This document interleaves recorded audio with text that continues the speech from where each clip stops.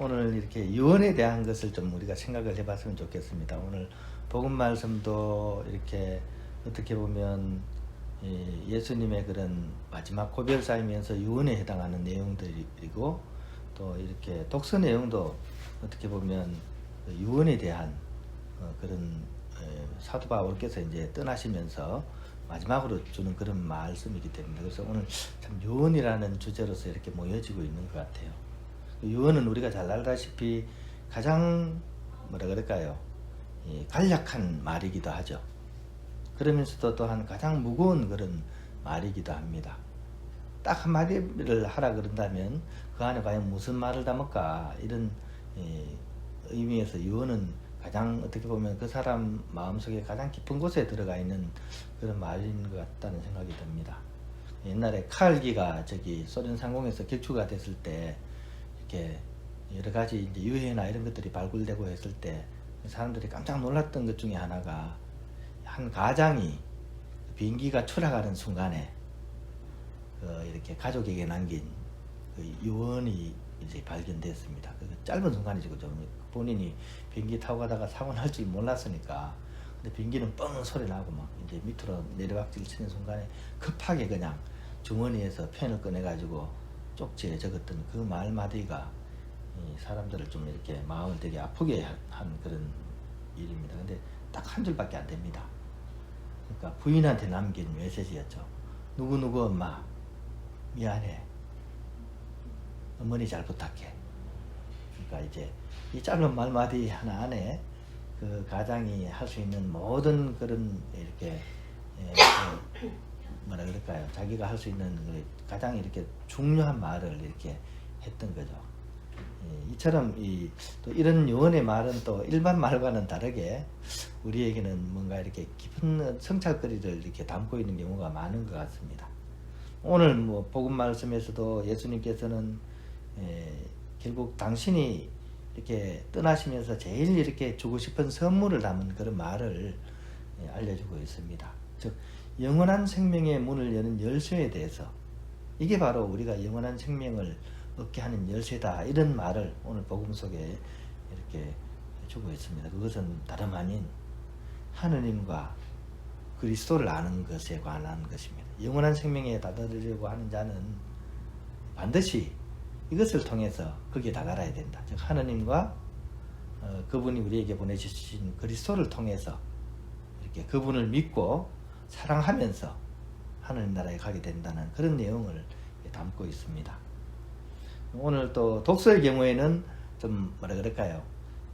오늘 복음은 약간 시처럼 표현이 됐다면, 문문처럼 이렇게 표현이 됐다면, 이제 오늘 독서의 경우는 약간 이야기책처럼 그렇게 쓰여져 있습니다.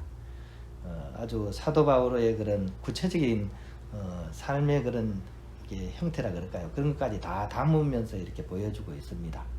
그러면서 그 가운데서 바로 예수님을 따르는 사람들, 오늘 복음에서 이렇게 하느님과 하느님 나라에 대한 그런, 또 그것을 알려주신 예수님에 대한 그런 것을 얘기하는데, 바로 그 어떻게 하면 우리가 그러면 그 길을 갈 수 있는지에 대한 그런 삶의 태도와 그 진술을 사도 바울이라는 그런 사도의 그런 삶을 통해서 우리로 하여금 이렇게 성찰하도록 이끌어주고 있습니다. 당연히 오늘 독서의 주인공은 바울 사도겠죠. 시기는 제3차 전도 여행 중에 있었던 일입니다. 장소는 밀레토스라는 곳에서 이루어진 마지막 고별 연설 장면, 이것이 이제 나와 있습니다. 근데 오늘 이 장면을 좀 더 이해하기 위해서는 사실은 3년 동안 있었던 이 에페소에서의 그런 사도 바울의 삶을 기반으로 하게 될 때 이 내용이 좀 더 우리에게 와 닿게 되는 거죠. 사도 바울가 이렇게 한 곳에 3년 가까이 머문 지가 잘 없습니다. 근데 이제 에페소에서는 그런 긴 시간 동안 이제 머물고 있었습니다. 왜냐하면 여기가 이제 황금어장이었거든요. 즉 유명한 도시였던 곳이 에페소였고, 당대 7대 불가사의로 이렇게 소문난 아르테미스 여신전이 이제 바로 거기 있었고, 또 지금도 그렇지만 그 신전을 보기 위해서 많은 사람들이 이제 이 도시를 이제 거쳐가고 방문하고 하는 그런 장소였습니다. 그러니까 순례자들이 북적북적 되는 것이죠. 그래서 황금어장이었고, 사도 바울은 바로 그들을 대상으로 당신이 할 수 있는 그런 최선을 다해서 이제 선교를 이렇게 했던 것입니다. 이곳의 삶은 이제 말 그대로 파란만장한 그 자체였습니다. 선교가 잘 될 때도 있었지만 또 약간 좀 뒷부분에 가서는 이제 막 사람들이 이제 그 뭐 박해도 많이 받게 되죠. 특히 뭐 이제 은장이들이 막 소동을 막 일으켜보고 그죠. 그래서 막 생명 위협을 느끼고 고린토로 막 피신을 하기도 하고 그러다가 이제 다시 돌아와서 이제 예루살렘을 가려는 그런 와중에 마지막으로 이제 여기 원로들을 소집하고 마지막 연설을 오늘 이 적혀 있는 내용으로서 이렇게 알려주고 있는 것입니다. 그 연설 내용은 우리가 잘 알고 있죠. 나는 달릴 길을 다 달렸습니다. 이 말 아무나 할 수 있는 얘기는 아니거든요. 나는 달릴 길을 다 달렸습니다. 그만큼 최선을 다했다는 얘기죠. 온갖 시련 중에도 주님을 전하기 위해서 나는 정말 최선을 다했다.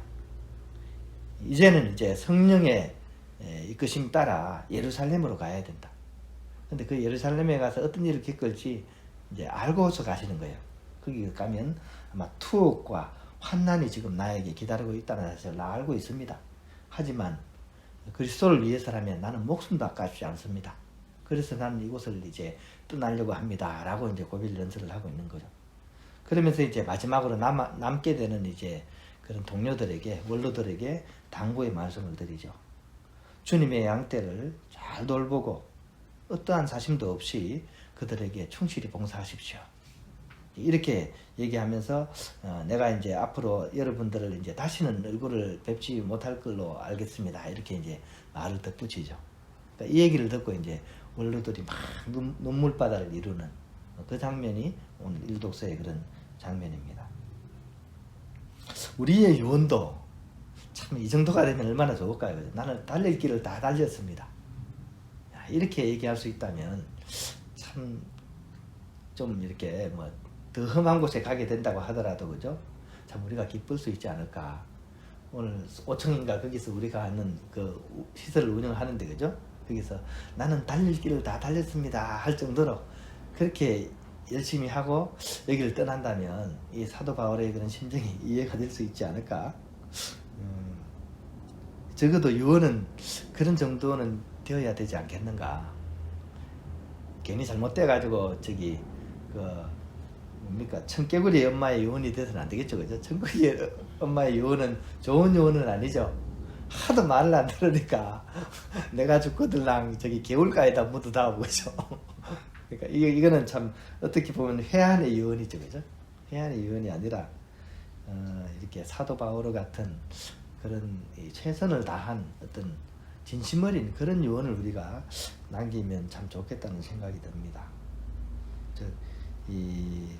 나는 어떤 유언을 남길 것인가? 이 말이 좀 어떻게 보면 오늘 이 독서와 복음이 우리에게 전해주는 성찰거리지 않겠는가 하는 생각을 해봅니다. 나는 어떤 유언을 남길 것인가? 저희 광고에서도 몇 년마다 한 번씩 그 유언갱신이라는 걸 합니다. 그런 게 한번 지금 한 2번 정도 썼거든요. 각자가 이제 남기고 싶은 유언을 딱 써가지고 밀봉을 해가지고 아무도 못 보게 광고 문서에 딱 보관을 해요. 그러고 이제 좀 지난데 또 갱신을 하고 거기다 참 어떤 말을 이렇게 쓸 것인가. 우리는 그걸 어떻게 보면 자주 생각할수록 우리의 삶을 더 깨어있게 하는 요소이지 않을까 하는 좀 그런 생각을 해봅니다. 물론 이제 거기 적힌 내용은 뭐 기성정결이라는 그런 얘기처럼 결국은 우리 사부님께서 쓰신 그런 유언과 대동소이하진 않겠죠, 그죠? 이 사부님은 이 유언을 2개 쓰셨잖아요, 그죠? 하나는 우리가 잘 아시는 복되신 프란치스코의 유언이 있고 또 하나는 시에나의 유언이 있습니다. 아주 급박하게 쓴 유언이 있습니다. 돌아가실 위험이라고 이렇게 파악을 해서 그분이 갑자기 남기신. 저는 잘 정돈된 복되신 프란치스코 유언보다도 사실은 시에나 유언이 저한테는 더 이렇게 그분의 진심이 많이 묻어 있지 않은가. 갑자기 막 생명 위협을 느끼니까 이제 오늘 처음에 말씀드린 것처럼 비행기에서 떨어진 가장이 가족에게 남긴 것처럼 사부님도 아뜨거라 하면서 남긴 거거든요. 우리 유언도 아마 그런 내용일 것 같긴 해요, 그죠? 일단은 가난을 형제들이여 가난을 사랑하십시오. 시대적인 화두 아닙니까, 그죠? 특히 뭐 우리가 살아가는 이 시대는 탐욕으로서 정의이 되는 그런 시대입니다. 저마다 다 자기 탐욕을 이루기 위해서 무한 경쟁을 펼치는 이 시대 속에서 우리는 가난한 뱅이 성자 아시시 프란치스코의 그런 제자로서 우리는 어떻게 이 가난을 증거하면서 살아갈 것인가, 또 그리고 어떻게 설득력 있게 이 가난을 우리가 이렇게 전해줄 수 있을 것인가, 이거는 또 우리의 화두라는 생각이 듭니다. 이것이 또 우리의 요원이 돼야 될 것이고, 또 하나는 이제 미우나 고우나 형제들을 사랑하라는 얘기, 그죠? 참 도반이라는 얘기처럼 우리가 이렇게 한 공동체에 이렇게 4명이서 살아가잖아요, 그죠? 4명이 좋긴 한데 자칫 잘못하면 4분이 일어나기가 좋아요, 그죠? 4분이 일어나면 4분이 일어나죠, 그죠? 동시에 일어나면 약간 말장난하는데, 그죠? 사실 그래요, 그죠? 우리가 이렇게 사는 데가 4분이 일어나기가 참 쉬워요, 그죠? 참 그런 가운데서 과연 우리는 형제 자매들을 어떻게 바라볼 것인가? 저는 아마 빨래판이라는 생각이에요. 빨래판. 요즘은 세탁기 다 돌리지만 빨래판이 있잖아요. 이제 빨래 탁 잘하려면 빨래판이 어설어설 하잖아요, 그죠? 거기에 문질러야지 어떻게 옷이 막 이렇게 깨끗하게 빨리는 것처럼 우리의 어떤 도반들도 바로 그런 빨래판이지 않을까. 그래서 거치면 거칠수록 사실은 내가 빨래하는 데는 더 도움이 되는 거죠, 그죠? 근데 우리는 그 가치를 잘 모르고 매끈매끈한 그런 도반이길 바라는데, 사부님이 그렇게 그 형제를 사랑하라 하는 그 얘기 속에는 바로 그런 부분이 있지 않겠는가. 형제의 그런 가치를 바로 빨래판 속에서 찾아라, 그런 의미이지 않을까. 좀 그런 생각도 들었고요. 마지막으로 이제 교회를 어머니이신 교회를 사랑하라. 이거는 다른 우리로 치면 아마 우리의 어떤 삶의 터전인 이 수도 정화를 사랑하라, 이 수도원을 사랑하라, 그런 얘기지 않겠는가. 참 말도 많고 탈도 많은 그런 수도회지만 바로 이것이 바로 나의 삶의 터전이고 또 내 인생을 이렇게 맡기고서 살아가는 소중한 공동체 아니겠습니까? 바로 이런 관점으로 우리 또한 이런 유언을 써나가야 되지 않겠는가. 디테일은 뭐 각자가 가져야 되겠죠. 하지만 근본 취지는 바로 이 사부님의 이런 시나 유언을 기반으로 해서 그런 우리 각자의 그런 유언을 써나가야 되는 것, 그것이 오늘 우리가 이렇게 묵상해보고 성찰해야 될 그런 유언의 내용이지 않겠는가 하는 좀 그런 생각을 좀 해봤습니다. 오늘 하루 이렇게 약간 침묵 속에서 그런 나의 유언을 한번 써보는, 아마 주님께서 그 유언을 쓰는데 아마 협조해 주실 것 같아요. 그래서 오늘 하루 차분하게 조용한 시간 가지면서 그런 내 삶의 유언을 한번 써봤으면 좋겠습니다.